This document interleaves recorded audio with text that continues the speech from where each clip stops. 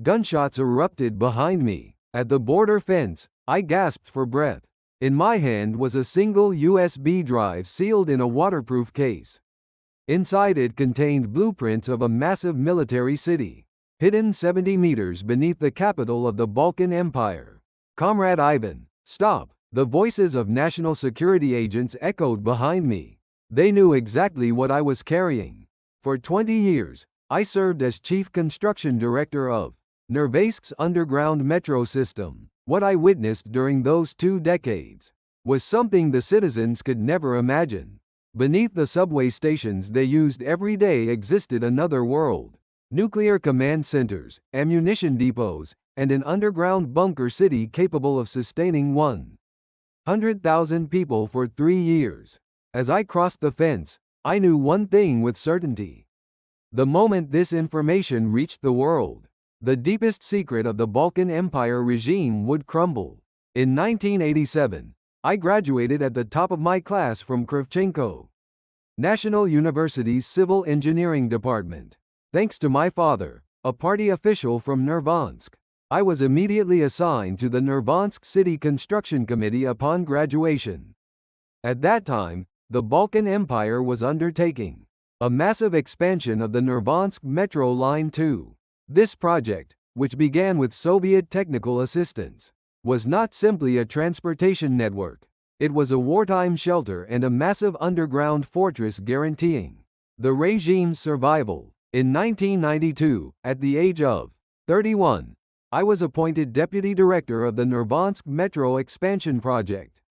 I became a core member of the underground 3-layer structure secret project, initiated by direct order of Supreme Leader Dmitry Volkov.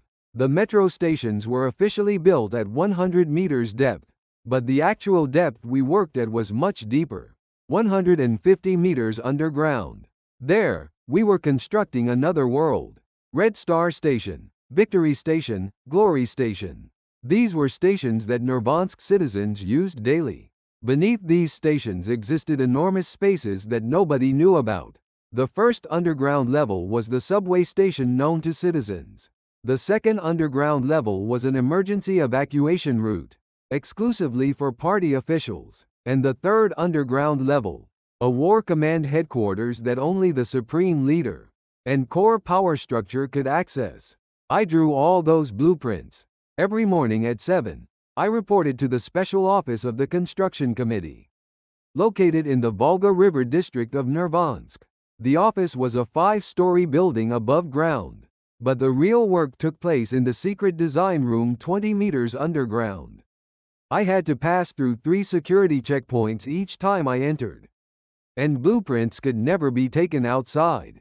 In 1995, the Great Famine began. The streets overflowed with people dying of starvation. However, at our underground construction site, we were provided with 3 meals of rice and meat daily.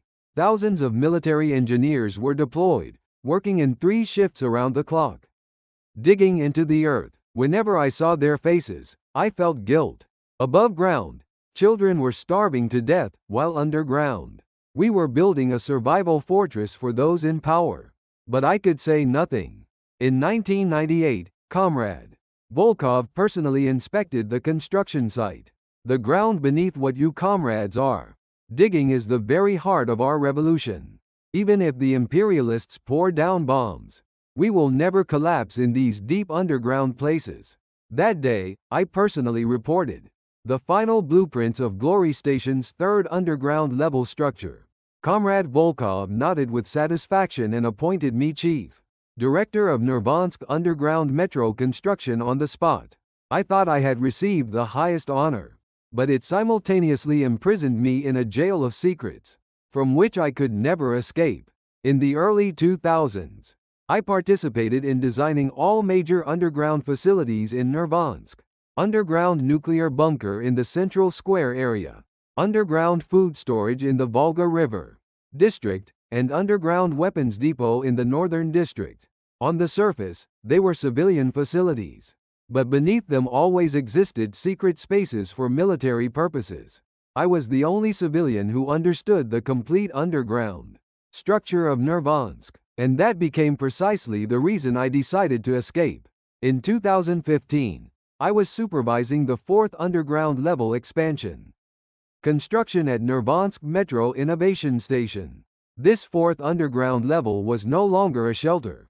It contained a nuclear missile launch control room, chemical weapons storage, and biological experiment facilities. My hands trembled as I drew the blueprints. This was not a defensive facility. This was an attack base preparing for war. One evening, while working alone in the design office, an officer entered and handed me new blueprints. They showed a massive tunnel network connecting underground Nurvansk to the southern border region. Total length 240 kilometers. Width 5 meters, with capacity for simultaneous movement of 30,000 troops. Once this tunnel is completed, we can occupy the southern region within 72 hours. The officer said matter-of-factly. At that moment, I realized exactly what I was creating. I was a designer of war instruments. In March 2018, an event occurred that changed my fate. At the time, I was overseeing expansion, construction of the underground nuclear command center in Nurvansk's central district. This facility, built at 180 meters depth, was designed to withstand nuclear attacks and structured to allow up to 500 party officials to be self-sufficient for 3 years.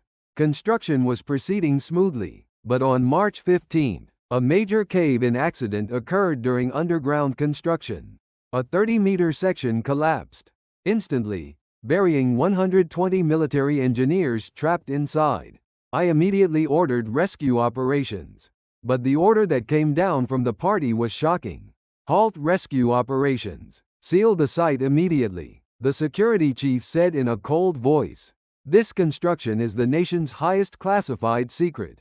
We cannot risk information leaking through rescue operations.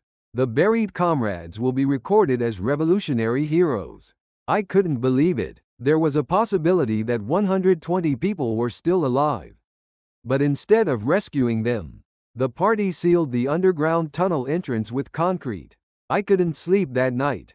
The image of them slowly suffocating deep underground haunted me. That was the first trigger that made me decide to leave this system. In June 2019, I accidentally saw Volkov's top-secret directive document. The final goal of expanding Nurvansk's underground facilities was building an underground city, accommodating 100,000 people in preparation for total war. But those 100,000 were not Nurvansk citizens. They were party officials, high-ranking military officers, and their families. Ordinary residents were never included in the plan from the beginning.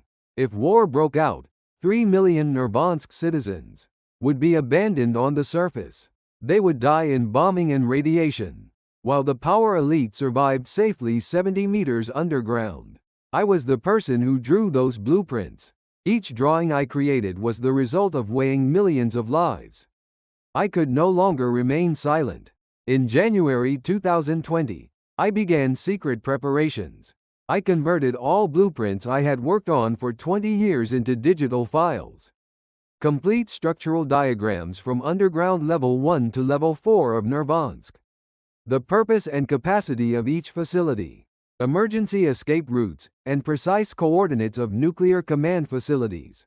A total of 3,500 blueprints and 127 three-dimensional modeling files. I encrypted and stored them on a 256 gigabyte USB memory drive. But the problem was how to smuggle this outside. Every time I left the construction committee, I had to pass through metal detectors and X-ray inspections. The USB would be immediately detected. I needed to find another method. That's when I came up with an idea.